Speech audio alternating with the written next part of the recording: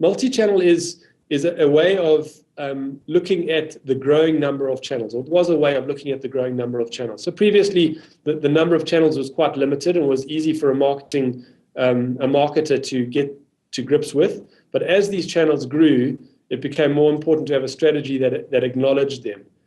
But in that process, there was a realization that the customer was actually demanding a more seamless experience. They didn't want to be controlled, like their journey shouldn't have been orchestrated. So it wasn't like if you started your journey in web, it needed to end in web. They might want to start in web, but through traditional media or a telephone call or through a mobile device. So the customer was moving between channels, but the strategy was channel specific. So that created the need for a strategy which is being termed as omnichannel, a strategy that bridges those channels and provides a seamless experience for the customer. I mean, I used to think of the mobile device as the bridge.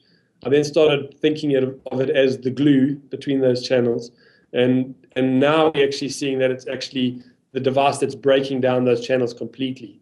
But so that's where we see mobile as a hugely important, and understanding it in the context of a channel strategy, whether it's multi, omni, or customer focused. The way we do that is we recommend taking an approach of a certain type of market research. Now, this has been done for years, especially by the big brands, and it's becoming more accessible to smaller brands. So we recommend things like surveys, journey mapping exercises, and if the budget allows, full ethnographic research. But once you get to understand your customer well, you then find yourself in a position where you can identify the times in the day that they actually use their mobile device, and we call those mobile moments. Once we understand what omnichannel or customer experience strategies are, then obviously that's easy to put our finger on, but it becomes more and more difficult to actually implement that thinking. So what we recommend is taking an approach which is very similar to traditional market research.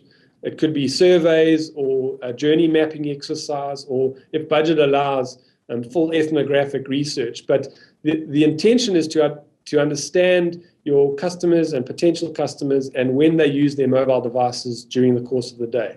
Now, stats seem to indicate that smartphone users use their devices anywhere between 100 and 200 times a day. So, and we think of those as mobile moments. Now, it's a term that's been coined by Forrester, and there's a lot of thinking that's being developed around this. But the key is that once you understand these mobile moments of your customer, you get an opportunity to build an experience in that moment with your brand that can create loyalty and retention that you can't actually do any other way.